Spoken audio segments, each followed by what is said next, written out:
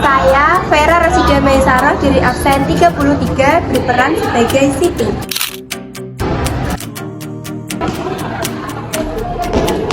Halo, perkenalkan nama saya Adita Fitrasya dari absen 3. Di sini saya berperan sebagai Ibu Siti dan Ibu Santi.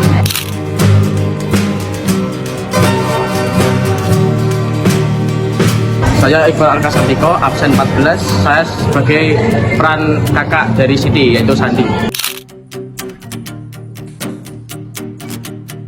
Saya Naya Kaca Narawara dari absen 19 berperan sebagai teman Santi, yaitu Angel.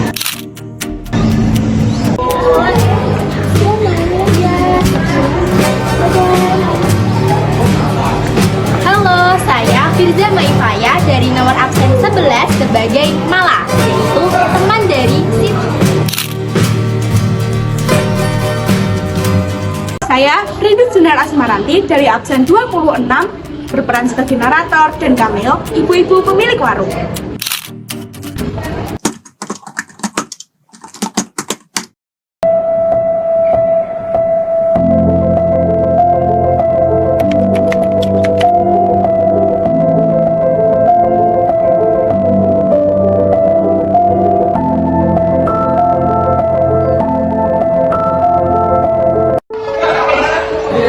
Di pinggiran kota, tinggallah sebuah keluarga kecil yang beranggotakan seorang ibu dan 2 orang anaknya.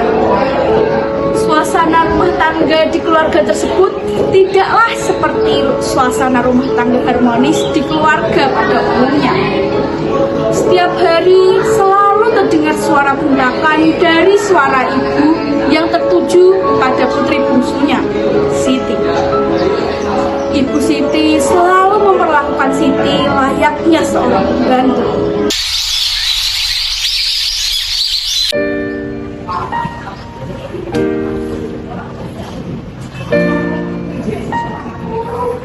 Siti, suruh bersih-bersih gitu aja, lama banget sih. Maaf Bu, tapi pekerjaan Ibu berikan banyak sekali. Udah berani membantah kamu ya. Perempuan itu memang harus bisa melakukan pekerjaan rumah, Siti.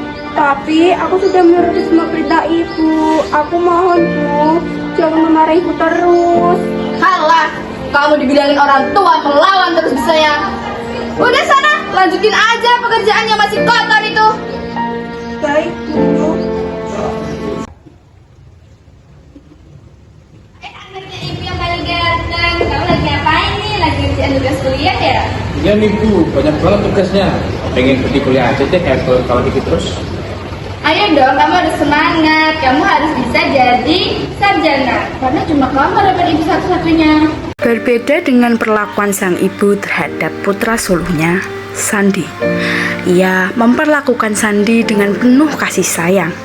Ia menganggap Sandi sebagai anak laki-laki di rumah tersebut bisa membawa harapan untuk keluarganya yang saat ini masih jauh dari kesuksesan.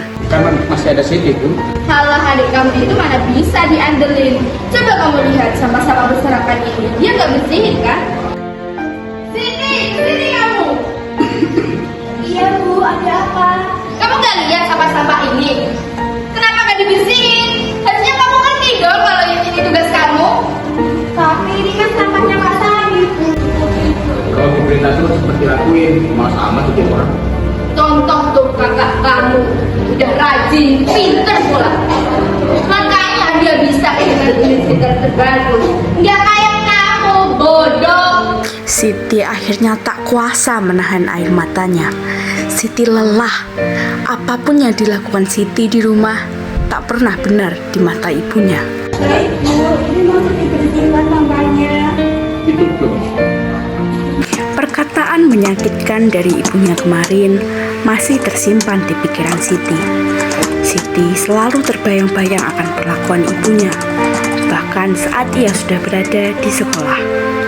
Ia merenung di bangkunya. Sahabatnya malah lantas khawatir dan menghampirinya. Siti, kamu kenapa? Kok kelihatannya murung begitu? Apa sedang ada masalah? Seperti biasa malah masalah rumah. Aku hanya kepikiran ucapannya ibuku.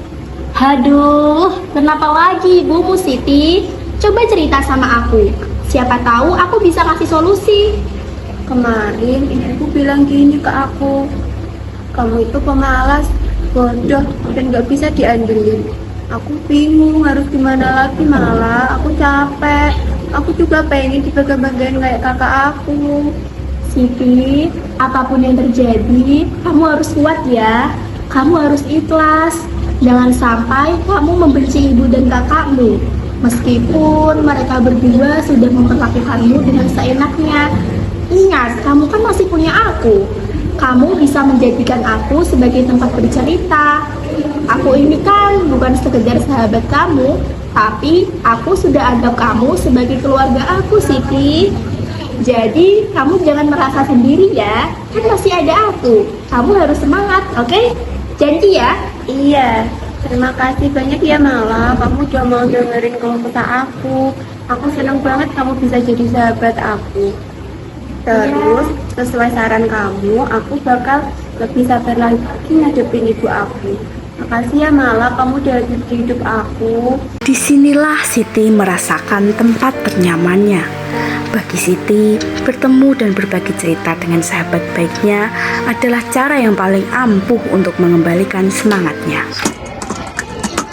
Anjir, aku sudah bisa terus-terusan menghidupi rumah ini. Aku sudah kuliah, aku berusaha keras mencari uang untuk demi kamu. Bisa jadi kawan. Kamu tidak berkuliah. Siapa itu? Siti, sini kamu. Siti, apa kamu dengar ucapan kami? Allah. Jangan sekali-sekali kamu beritahu hal ini pada ibu. Jika kamu laporkan pada ibu, akan tambah begitu. Baiklah Kak.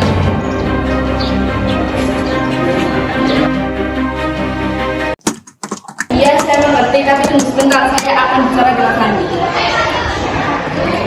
Ibu, apa yang terjadi? Sepertinya tadi saya mendengar telepon dari rentenir, Bu. Sepertinya Sandi sedang memiliki masalah dengan ibunya. Kamu tahu?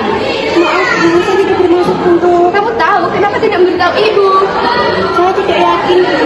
Sepertinya Kak Sandi takut akan reaksinya Ibu. Sandi memang terlalu bersemangat untuk mengajukan pinjaman. Tapi dia anak yang baik. Ibu yakin dia memiliki Tapi Bu, saya Kak Sandi sudah sampai ke rentenir. Apakah itu tidak terlalu berbahaya buat kita, Bu? Kita harus menyelesaikan masalah ini. Siti, ibu punya ide. Bagaimana kalau kamu bekerja perlu waktu untuk membantu melunasi hutang Sandi? Tapi Ibu, bukankah sebaiknya kita bicara dulu dengan Kak Sandi? Halah, sudahlah. Ibu tidak ingin memberikan dia beban lagi. Ini kesempatan kamu untuk belajar bertanggung jawab dan menghasilkan uang sendiri. Baik Ibu. Sepulang sekolah, Siti teringat akan kata-kata ibunya yang memerintahkan kepadanya agar ia mencari pekerjaan. Ia lalu mendatangi warung dekat sekolahnya untuk menanyakan pekerjaan pada si pemilik warung. Permisi Bu. Oh iya, ada apa? Maaf mengganggu waktunya Ibu. Saya sedang mencari pekerjaan Bu. Saya tidak punya sambungan. Membantu Ibu bersih-bersih atau cuci piring pun nggak apa-apa Bu. Oh, kamu sini adanya Sandi ya? Kebetulan ada. Saya lagi butuh orang buat cuci-cuci piring. Kalau kamu mau, kamu bisa mulai kerja hari ini. Wah, beneran Bu. Alhamdulillah, terima kasih banyak ya Bu. Kamu bisa mulai kerja sekarang ya? Iya, terima kasih banyak ya Bu.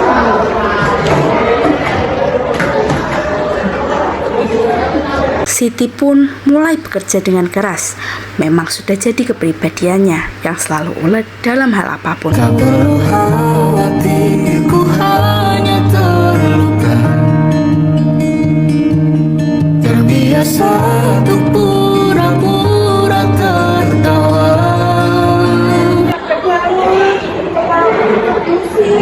Pandangan Siti mulai berkunang-kunang. Sedetik kemudian, ia jatuh pingsan.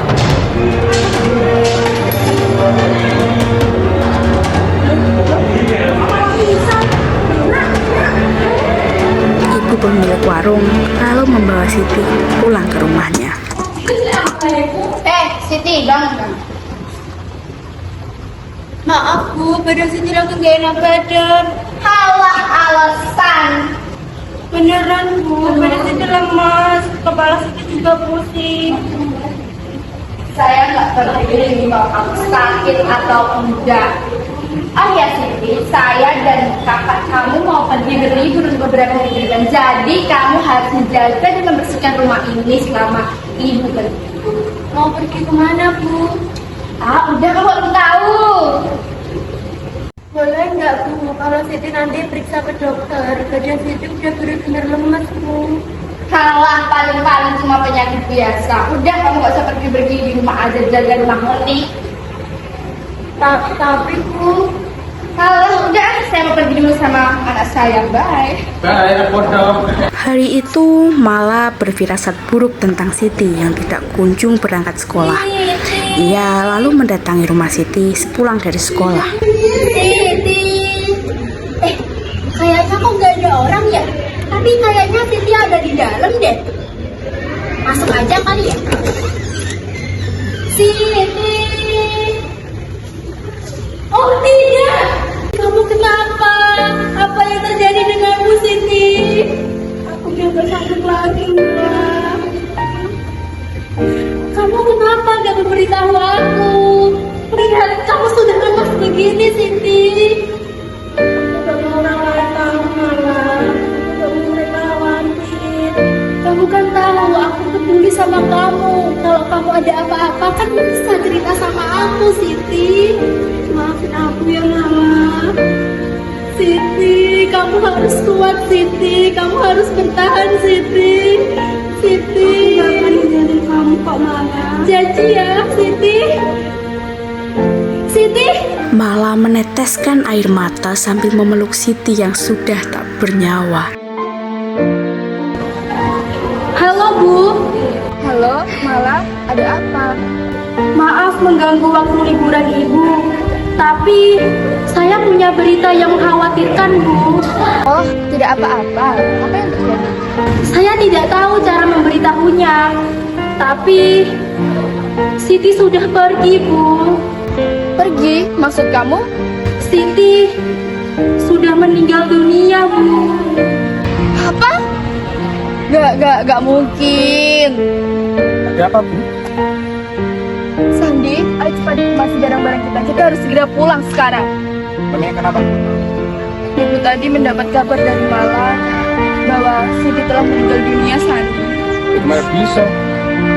Udah gak usah banyak omong, sekarang kita pulang dan masih barang-barang kita. Begitu, kalau gitu. Ibu dan Sandi bergegas membuka pintu kamar Siti. Ibu terkejut bukan main dan tidak menyangka bahwa di depan matanya terbaring tubuh putrinya yang sudah tak bernyawa. Begitupun dengan Sandi.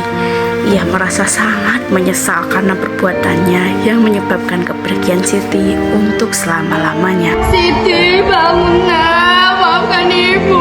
Ibu telah menyesal. Siti, bangun. Nah, bangun nak. Ibu menyesal. Kakak yang benar ternyata kamu telah pergi.